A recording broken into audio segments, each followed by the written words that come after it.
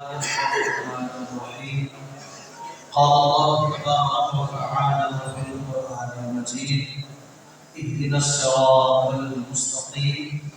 صدق الله مولانا العلي العظيم وصدق رسوله النبي الكريم الأمين.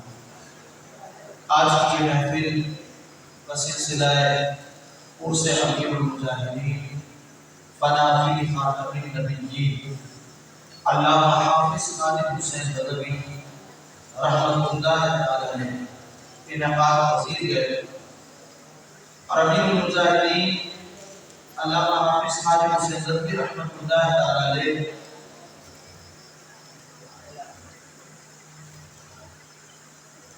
وہ ہستی ہیں کہ جنہوں نے دور حاضر میں اہل سنت کو جینے کا ڈھنگ اور سلیقہ سکھایا۔ گزشتہ 3 یا 4 دہائیوں سے اہل سنت مسلسل تنزلی کا شکار ہوتے چلے جا رہے تھے۔ ہمارے علماء نے قائد ملت اسلامیہ علامہ شاہ احمد نورانی صدیق رحمۃ اللہ علیہ، مولانا سرکار کا نیازی رحمہ اللہ نے، اور ان سے قبل خلفائے اعلیٰ حضرت نے اور بڑے بڑے علماء نے بہت کوششیں کاوشیں کی، لیکن پھر سازش کے تحت اہل سنت کو دیوار سے لگایا گیا۔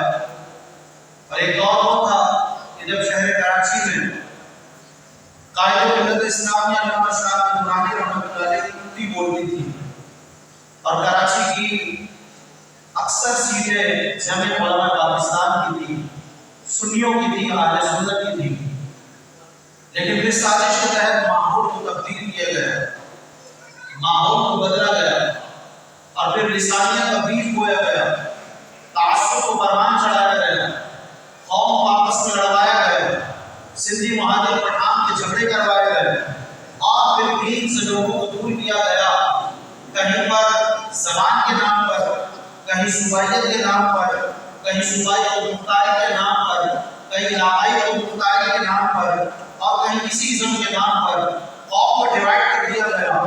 وہ قوم جو اہل سنت کے موقف پر متحد اور متفق تھی، جمع تھی، اور جنہوں نے قائد ملت اسلامیہ علامہ شاہ احمد نورانی صدیقی رحمۃ اللہ تعالی علیہ کو اپنا متفقہ قائد تسلیم کیا ہوا تھا، یہ اسلام دشمن قوتوں کو برداشت نہ ہوا، اور انہوں نے بالآخر اس اتحاد کو پارا کیا اور اہل سنت کو دیوار سے لگانے کا عمل شروع کیا۔ اس لیے وہ جانتے تھے کہ یہ وہ لوگ ہیں جو اصل مسلم ہیں، یہ وہ لوگ ہیں جو اصل مجاہد ہیں، یہ وہ لوگ ہیں جنہوں نے دنیا پر 1200 سال تک حکمرانی کی ہے، یہ وہ لوگ ہیں جنہوں نے اسلام کے پرچم کو 1 2 نہیں 3 کے بر اعظموں پر لہرایا ہے۔ ان کے آباء و اجداد تھے جنہوں نے پوری دنیا میں اسلام کا پرچم بلند رکھا ہے، تو کبھی بھی وہ نہیں چاہیں گے کہ حقیقی مسلمان غالب آئیں، حقیقی مسلمان منظر عام پر آئیں، حقیقی مسلمان لوگوں کے دلوں میں گھر کر جائیں۔ اس کے لیے انہوں نے سازشیں تیار کی، اور صرف ہم ماضی قریب کی بات کریں تو یہ پچھلی کئی دہائیاں گزر گئی جس میں اہل سنت کی کوئی ترجمانی کسی اسمبلی میں نہیں تھی، کسی پارلیمنٹ میں نہیں تھی، کسی صوبائی اسمبلی میں بھی نہیں تھی، نہ مقدرہ میں تھی، نہ کسی اور مقام پر تھی۔ سیاسی طور پر ہمیں زوال پذیر کر دیا گیا، اور جب تک ہمارا سیاسی عروج تھا اس وقت تک ہمارے علماء نے بڑے بڑے معاہدے سر کیے اور بڑے بڑے فیصلے صادر کیے۔ 1974 میں وہ علماء بھی تھے جنہوں نے منکرین ختم نبوت، قادیانیوں، ملعونوں کو کافر قرار دلوایا، اسمبلی کے فلور پر موجود تھے، لیکن پھر جب دیکھا کہ یہ اسلام پاور میں آنے کے بعد کفر کو لگاتا چلا جائے گا، تو کافروں نے نئے نئے جال کھولے، نئی نئی سازشیں تیار کی، اور پھر باقاعدگی کے ساتھ ان پر عمل درآمد ہوا۔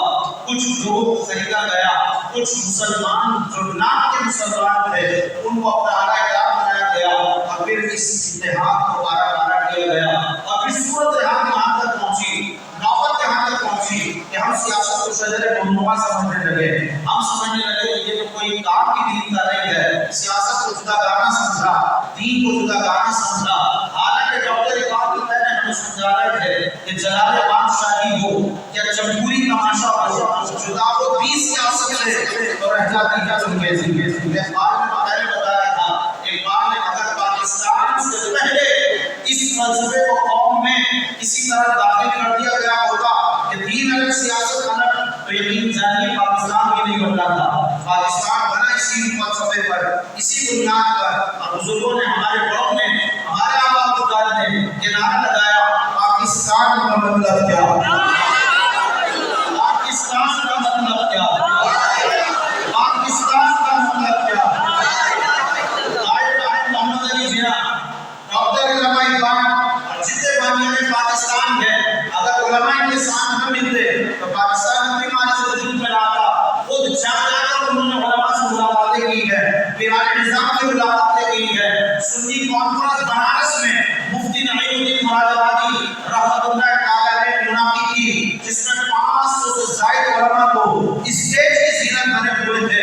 ہزار لاکھ افراد پر مشتمل مجمع تھا اور اس میں قرارداد پاس ہوئی ہے. اس دور میں اتنا بڑا مجمع جمع کرنا بہت بڑے کمال کی بات تھی، جبکہ نہ میڈیا سوشل میڈیا تھا، نہ الیکٹرانک میڈیا تھا، پرنٹ میڈیا بھی اتنا زیادہ نہیں تھا.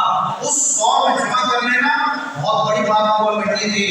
اس میں قرارداد منظور ہوئی کہ مسٹر جناح اگر پاکستان بنانے کے اپنے مطالبے پر قائم رہے تو ہم سنی علماء کا ساتھ دیں گے، اور اسی موقع پر اگر اس مطالبے سے یہ دستبردار ہو گئے تو سنی کانفرنس یہ اعلان کرتی ہے کہ پٹ کے رہے گا ہندوستان، لے کر رہے گا پاکستان. اور پاکستان کا مطلب کیا؟ دستور ریاست کیا ہوگا؟ تو ہمارے علماء نے ساتھ دیا اور اس کو بانیان پاکستان نے کہا ہموار کرنے کے لیے علماء سے گزارشات کی، علماء نے لوگوں کی ذہن سازی کی کہ یہ سیاست دین کی سیاست ہے، کیونکہ مملکت اسلامیہ ہمیں حاصل کرنی ہے. اور پھر بالآخر پاکستان حاصل ہوا. تو پاکستان حاصل ہوا بھی دینی سیاست پر ہے. پاکستان دینی سیاست پر ہی حاصل ہوا ہے. لیکن المیہ دیکھیے، ستم زدگی دیکھیے، اسی پاکستان میں ایسے لوگ بھی پیدا ہو گئے کہ جو سیاسی جماعت بنا کے کہتے دین کا سیاست سے کیا تعلق ہو. تم اس پاکستان میں بات کرتے ہو جو بنا ہی دینی سیاست میں تھا. جو سیاست اگر دین کی نہ ہوتی تو پاکستان ہمارے وجود میں نہ آتا. ورنہ میں آپ سے سوال کرتا ہوں کہ آپ ایسے لوگوں سے سوال کریں، بتائیے پھر پاکستان بنانے کا مقصد کیا تھا؟ وہ بھٹائی چاہتے تھے؟ پاکستان بنانے کا کیا مقصد تھا؟ صرف ڈیوائڈ کرنا چاہتے تھے؟ پاکستان بنانے کا مقصد کیا تھا؟ وہاں روٹی کپڑا پکانا نہیں مل رہا تھا؟ پاکستان بنانے کا مقصد کیا تھا؟ وہاں مسجدیں نہیں تھی، وہاں پر عبادت نہیں ہوتی تھی، وہاں تشہیر کرنا نہیں ہوتا تھا، سب کچھ ہوتا تھا لیکن آزادانہ نہیں ہوتا تھا. مسلمان یہ چاہتے تھے ہماری الگ پہچان ہے، ہماری الگ شناخت ہے، ہماری الگ تہذیب ہے، ہمارا الگ تمدن ہے، ہم ہندوؤں کے ساتھ نہیں رہ سکتے، یہ جدا قوم ہے، ہم جدا نظریہ رکھتے ہیں، ہم جدا عقائد رکھتے ہیں، ہم آزادانہ طور پر اپنے شعائر پر عمل کرنا چاہتے ہیں، جس کے لیے الگ ریاست کی ضرورت ہے، الگ مملکت کی ضرورت ہے. کوئی معیشت کا معاملہ نہیں تھا، کوئی روٹی کا مسئلہ نہیں تھا، کوئی اور مسئلہ نہیں تھا. صرف اسلام کے نام پر پاکستان حاصل کیا گیا، اسلامی سیاست کی گئی. اور آج اسی ملک میں کہا جاتا ہے کہ ملاؤں کو سیاست کی کیا ضرورت ہے؟ ملاؤں کو سیاست کی کیا؟ ارے بھائی ملاؤں کو جو سیاست کی ضرورت ہے، سوال تو آپ سے ہونا چاہیے کہ اس اسلامی مملکت میں آپ کو سیاست کی کیا ضرورت ہے؟ کیونکہ آپ کا فلسفہ، آپ کا نظریہ کہیں پانی پر ہے، کہیں گٹر پر ہے، کہیں بجلی کے تار پر ہے، کہیں ٹوٹی سڑکوں پر ہے. کیا آپ کا نظریہ ہے؟ آپ کا کوئی نظریہ نہیں ہے. بھائی یہ ٹوٹی سڑکیں تو ہندوستان میں بھی بنتی ہیں، بجلی کے تار تو وہاں بھی پھیلائے جاتے ہیں، سیفٹی سسٹم تو وہاں بھی صحیح ہوتا ہے. پھر کیا ضرورت پڑی تھی آپ کو پاکستان بنانے کی؟ آپ نظریے پر آئے ہیں، آپ عقیدے کی بنیاد پر آئے ہیں. یہ سب بعد کی چیزیں ہوتی ہیں. پہلے نظریہ نافذ ہوتا ہے، عقیدہ نافذ ہوتا ہے، نظام بنتا ہے. تو نظام اسلام نافذ کرنے کے لیے آپ نے علیحدہ ریاست قائم کی تھی. ان سے پوچھا جائے کہ آپ اس ریاست میں جو اسلام کے نام پر بنی، آپ غیر اسلامی سیاست کر رہے ہیں، آپ لبرلزم کو پھیلا رہے ہیں، آپ سوشلزم کو پھیلا رہے ہیں، آپ کیپٹلزم کو پروموٹ کر رہے ہیں، آپ اس ملک کے اندر سیاست کر رہے ہیں. کسی غیر مولوی کو سیاست کا کوئی حق نہیں ہونا چاہیے. دین دار کے علاوہ کسی کو سیاست کا کوئی حق نہیں ہونا چاہیے. پاکستان اسلام کے نام پر بنا ہے. یا سیاست کرے تو وہ کرے جو رسول رسول اللہ کا غلام بن کر کرے، یا رسول اللہ کا عاشق سے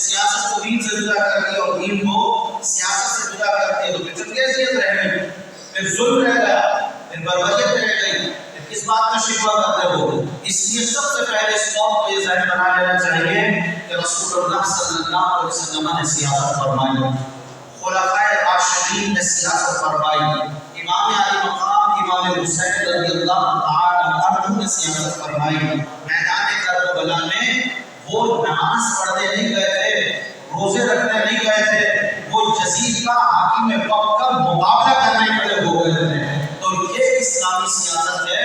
تو جو دین جانتا ہو سیاست وہ کرے، جو دین نہ جانتا ہو وہ سیاست نہ کرے۔ ویسے بھی سیاست کا کوئی بھی معنی نہیں دیکھے، تو حسن تدبیر، اختیار تدبیر اختیار کرنا، تو وہ مسلمانوں کے کاموں کی تدبیر کیسے کر سکتا ہے جو اسلام کو ہی نہ جانتا ہو؟ اور یہی حال ہے ہمارے ملک کا کہ جو لوگ ہم پر مسلط ہوتے ہیں اسلام کو جانتے نہیں ہیں۔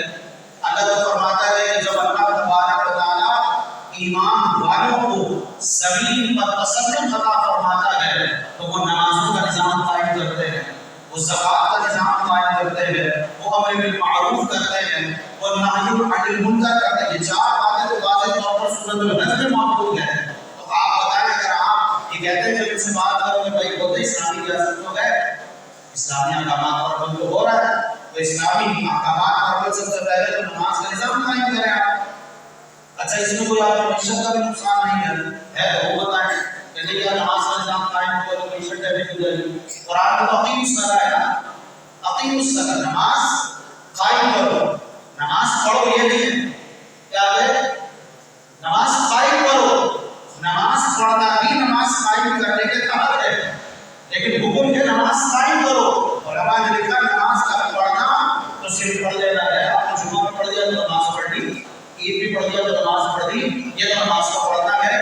قائم کرنا اور ہے، نماز کا قائم کرنا یہ ہے کہ نماز کو ہمیشہ پڑھا جائے، نماز کو درست پڑھا جائے اور نماز کا نظام بنایا جائے، اپنے ماتحت کو نماز پر لگا دیا جائے۔ آپ ہے تو اولاد کو نماز پڑھوائیں، آپ حاکم ہے تو پوری رعایت کو نماز پڑھوائیں، یہ ہے نماز قائم کرنا۔ آپ حاکم میں وقت ہیں آپ خود نماز نہیں پڑھتے، کبھی عید کی نماز پڑھتے ہیں تو ہمیں نیوز پر پتہ چلتا ہے کہ آپ ماں بدولت نے نماز پڑھنے کا احسان عظیم کیا ہے، شاہ حسن مسجد میں نماز پڑھی ہے 7 مہینے، اس سے پہلے کبھی نماز نہیں پڑھتا تھا۔ یہ سالانہ نمازیں نہیں، بچگانہ نماز، روزانہ، تو خود بھی پڑھیں، نماز کا نظام بھی قائم کرے، اور یہ نماز ہمیں بھی پڑھنی چاہیے اور اس کو قائم بھی کرنا چاہیے۔ نظام آئے یا نہ آئے، جو میرے ماتحت ہیں ان کو مجھے نماز کی ترغیب دینی چاہیے کہ نہیں دینی چاہیے۔ ایک استاد کو اپنے طلبہ کو، اپنے شاگردوں کو، تلامذہ کو نماز کی ترغیب دینی چاہیے، ایک باپ اپنی اولاد کو ترغیب دینی چاہیے، ایک بڑے بھائی کو چھوٹے بھائی کو ترغیب دینی چاہیے، ایک افسر کو اپنے ملازمین کو ترغیب دینی چاہیے، ایک مادر کو اپنے ماتحت افراد کو۔ وَكُلُّكُمْ رَاعٍ وَكُلُّكُمْ مَسْئُولٌ عَنْ رَعِيَّتِهِ، اور علیہ السلام حضور نے فرمایا کہ تم سے ہر شخص ذمہ دار ہے، ہر شخص سے اس کی ذمہ داری کے بارے میں قیامت پوچھا جائے گا۔ تو یہ نمازوں کا نظام قائم کرے۔ ابھی اس سے المجاہدین کا اجتماع ہوا، لاکھوں کا اجتماع، لاکھوں لاکھ کا اجتماع ہوا، جس میں امیر محترم قائد ملت اسلامیہ علامہ اسحاق سے ندوی رحمۃ اللہ برکاتہ عالیہ نے ارشاد فرمایا کہ میدان وہی سجائے گا جو مسجد جائے گا۔ آپ نے فرمایا کہ مسجد آباد کرو، پھر میدان میں سج جائیں گے، تو پہلے مسجد آنا ہے، پھر میدان سجانا ہے، نماز کی ترتیب دی ہے، اور انشاءاللہ جب دین تخت پر آئے گا تو نماز کا نظام قائم ہوگا۔ نماز کا نظام قائم ہوگا۔ جب نماز اذان ہوگی مارکیٹس بند ہو جائیں گی، جب اذان ہوگی لوگوں کو مسجدوں میں آنے کی دعوت دی جائے گی، اور اگر قصداً جان بوجھ کر بغیر عذر کوئی نماز نہیں پڑھے گا اس کو سزا دی جائے گی۔ یہ ہوگا نماز کا نظام۔ اور جب نماز کا نظام قائم ہوگا تو آپ کے علاقوں میں مسجدیں چھوٹی پڑ جائیں گی، यकीन जाने छोटी पड़ जाएगी। एक इलाके में कितनी 10 12 15 मस्जिदें होती हैं, और 10 12 15 मस्जिद में अगर हर मस्जिद में एवरेज 1000 आदमी की गुंजाइश हो और 15 मस्जिदों में 15000 आदमी आएंगे, आपके सेक्टर 5 की आबादी को 80 90 लाख होगी, तो 1 लाख होगी, 15000 मुसलमान में भी भर जाए तो 15000 मुसलमान बाकी को नहीं होती है, हिंदू है, ईसाई है, पारसी है, क्रिश्चियन कौन है, मुसलमान है। तो अगर ये सारे नमाज के लिए आ रहे होंगे तो आपको मजीद 80 मस्जिदों बनानी पड़ेगी, नहीं बनानी पड़ेगी, यही मस्जिदों को तौसीह देनी पड़ जाएगी। तो ये सारे नमाज पढ़ेंगे जब निजाम नमाज का कायम हो जाएगा, और नमाज का निजाम उसको कायम होगा जब दीन तख्त पर आएगा। ये कायम करना भी चाहे तो शायद नहीं कर पाएंगे, क्योंकि जो दीन पर खुद अमल नहीं करता वो क्या कायम करेगा। तो दावे तो करते हैं कि इस्लामी निजाम है, लेकिन इस्लामी निजाम का कोई लिबास, कोई शिकल भी नाफिज यहाँ नजर नहीं आती। इसलिए उससे अमीरुल मुजाहिदीन के इस मजमे में ये सबक याद रखें कि वो अमीरुल मुजाहिदीन जो आज अपने मज़ारिब के रमज़ान में हैं, वो हमें जगा रहे हैं, बेदार कर रहे हैं, समझा रहे हैं कि तुम्हें जो लिबास लगाया गया था अब तुम्हारे उठने का वक्त है। अब 13 के दौरान को है फखर वजूद, 13 के दौरान को है, अब आपने उठना है, बेदार होना है, अपने भाइयों को बेदार करना है, अपने नाम को करना है, अपने हक के लिए, इस्लाम के लिए, निफास दीन के लिए आवाज बुलंद करनी है। वरना हमारा हाल क्या अमीरुल मुजाहिदीन से पहले आपको सारे रिश्तेदार याद होगा, किस किस को याद है? इतने उसमें उलमा हमारे शहीद हो गए, 63 उलमा और कायदीन हमारे जान शहादत नोश कर गए। कोई एक कांस्टेबल में बर्तर हुआ, कोई एक ऐसे बताने उसकी औकात क्या होती, बर्तर हुआ नहीं हुआ, क्योंकि आप लोगों को दीवार से लगा दिया, आपकी कोई सुनवाई नहीं, आपकी पूरी क़यादत टूट गई, तो कोई आपको पूछने वाला नहीं, क्योंकि आपकी कोई ताकत और कुव्वत नहीं थी।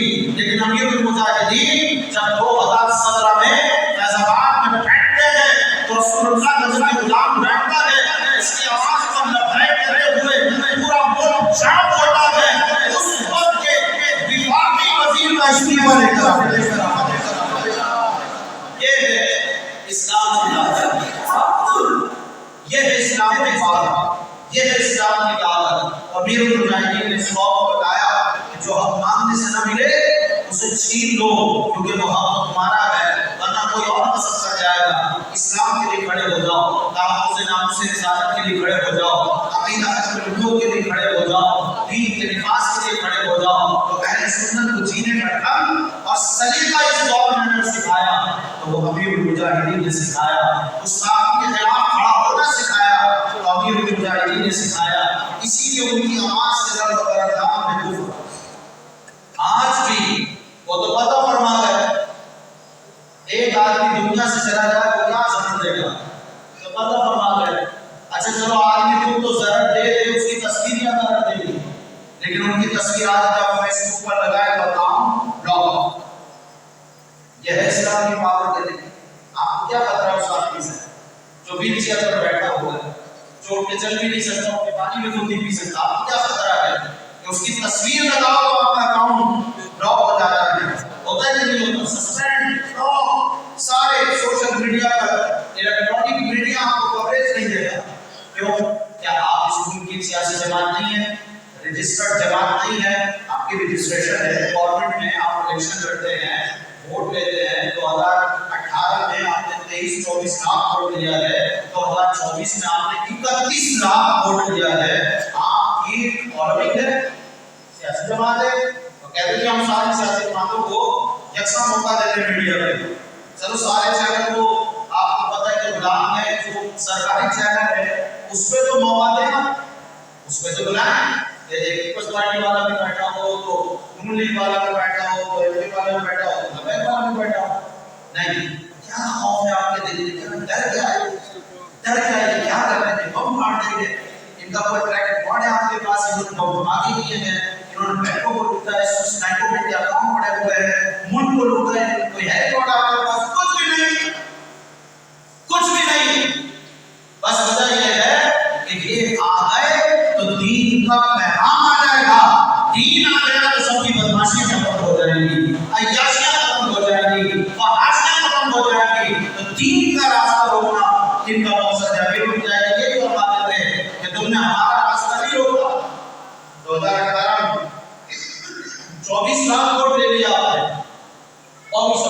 فیسلٹیاں آپ کے پاس، اور 11 جماعتیں اسلامی جماعتیں ملتی ہیں، مذہبی جماعتیں ملتی ہیں، 11 جماعتیں وہ مل کر 23.5 لاکھ ووٹ لیتی ہیں، 12 سیٹوں کی موجود ہیں۔ آپ ان سے آگے نکل جاؤ، ایک سیٹ آپ کے پاس نہیں ہے، کیونکہ وہ تو گیپ کھیلا جاتا ہے، اس کو یہ دینا ہے، اس کو یہ دینا ہے، اس کو کچھ نہیں دینا، کیونکہ یہ آ گیا ہے تو ہمیں کچھ نہیں ملنا۔ یہ طے ہوا ہے سارا کہ آپ کو کچھ بھی نہیں دیا گیا، اتنا ووٹ بینک لینے کے باوجود۔ لیکن کب تک؟ انہوں نے کہا تھا کہ ہم تو تھکا دیں گے، میں نام نہیں بتاتا، انہوں نے کہا ہم تو تھکا دیں گے، تو امیر المجاہدین اور امیر المجاہدین کے نام نے جگہ نے کہا کہ ہم تھکنے والوں میں سے نہیں ہیں، ستم کر ادھر آ، ہنر آزمائیں، تو تیر آزما ہم جگر آزمائیں، تو چلا کے نبی اطلاعی تلائی ادھر ہمارے پاس میں موجود ہے، پھر میدان لگے گا، پھر انشاءاللہ میدان میں بولیں گے، ہم تھکنے والے نہیں ہیں، نہ بکنے والے، نہ چھکنے والے، نہ رکنے والے، نہ تھکنے والے، انشاءاللہ پھر میدان میں آئیں گے۔ دیکھتے کب تک بدماشی کرتے رہو گے، پھر آگے اللہ کا دین غالب آنا۔ لبیک یا رسول اللہ، لبیک لبیک لبیک یا رسول اللہ، لبیک لبیک لبیک یا رسول اللہ، لبیک۔ بس آخری بات کرنے کے بعد امیر المجاہدین رحمۃ اللہ علیہ دوست کی گئے، انہی کی باتیں ہو رہی ہیں۔ امیر المجاہدین رحمۃ اللہ علیہ فرماتے تھے کہ یہ کہتے تھے کہ یار یہ مولوی جب تک دھرنا دے کے بیٹھ جاتے ہیں، یہ روڈ بند کر کے بیٹھ جاتے ہیں، ان کو قومی سسٹم میں آنا چاہیے، قومی دھارے میں آنا چاہیے۔ آپ الیکشن کا اعلان کرتے ہو، ٹھیک ہے ہم آ گئے قومی دھارے میں، اب اس دھارے میں بھی برداشت ہو رہے، اب اس دھارے کے بعد جو دھارے کو بڑا خطرناک ہے، تو اس لیے وعدہ کر دیا ہے ہمارے قائدین نے، متنبع کر دیا ہے کہیں ایسا نہ ہو کہ سچویشن افغانستان جیسی ہو، آپ اسی دھارے کے تحت ہمیں آنے دو، اور ہم یہ نہیں کہتے کسی اور کا حق دے دو، جو ہمارا حق ہے وہ ہمیں دے دو۔ اگر اعلان ووٹنگ ہو گئی، ان کو دینا چاہتا ہے تو ان کو ووٹ دے دینا چاہتا ہے تو دے دیں، اس میں کیا چوری چھپے آپ ووٹنگ کرواتے ہیں اور ڈبے بدلتے ہیں اور یہ کرواتے ہیں، کروڑوں روپیہ کانگریس قوم میں ضائع کرتے ہیں۔ وہ اگر کرنا ہی ہے تو اتنے تکلفات کی کیا ضرورت ہے؟ اتنے تکلفات ہوتے تو بولتے ہم نے ان کو مقرر کر دیا، ماننے کو مقرر کر دیا، ہم نے کون سا آپ کے خلاف احتجاج ابھی کیا ہے کب کریں گے؟ تسلیم کرتے ہوئے ٹھیک ہے انہوں نے یہ سسٹم ہے یہاں پر، جس کو چاہے گورنمنٹ، کیونکہ یہاں پر بادشاہ ہے، یہاں پر آمرانہ نظام ہے، ٹھیک ہے اس کو کر دیا، یہ بھی نہیں کرنا، صاف چھوٹتے بھی نہیں، سامنے آ رہے بھی نہیں، دکھانا بھی ہے کہ جمہوری سسٹم کے تحت ہو رہا ہے اور جمہوری سسٹم کو بھی لاگو نہیں ہونے دینا، تو اس نظام کا انشاءاللہ خاتمہ ہوگا اور حضور کا دین تکبر آئے گا انشاءاللہ، حضور کا دین تکبر آئے گا، حضور کا دین تکبر آئے گا، مایوس ہونے کی ضرورت نہیں ہے۔ رسول اللہ صلی اللہ علیہ وسلم نے اعلان نبوت کے بعد 13 سال تک تبلیغ دین فرمائی، آخری 10 سال میں آپ نے جہاد فی سبیل اللہ کے ذریعے دین کو نافذ فرمایا، تو اس میں بھی نفاذ میں بھی 19-20 سال لگے گئے۔ اگر ان کے مقابلے ہم جائیں اصلاً تو تقابل ہی کوئی نہیں، لیکن بظاہر دیکھیں تو ہم تو کروڑ سال کی طرح وہاں تک نہیں پہنچ سکتے، لیکن ہم نے تو 20 سال کے بھی پورے نہیں کیے۔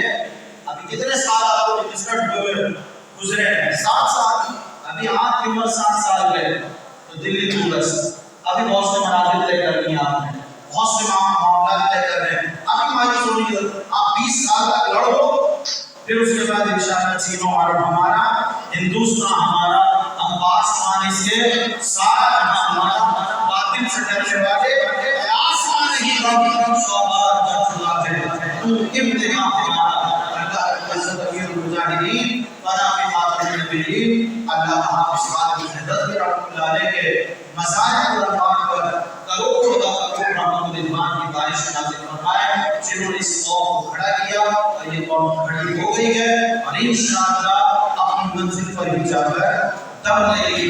وآخر دعوانا ان الحمدللہ رب العالمین۔ من سب نبيا فاقتلوه، من سب نبيا فاقتلوه۔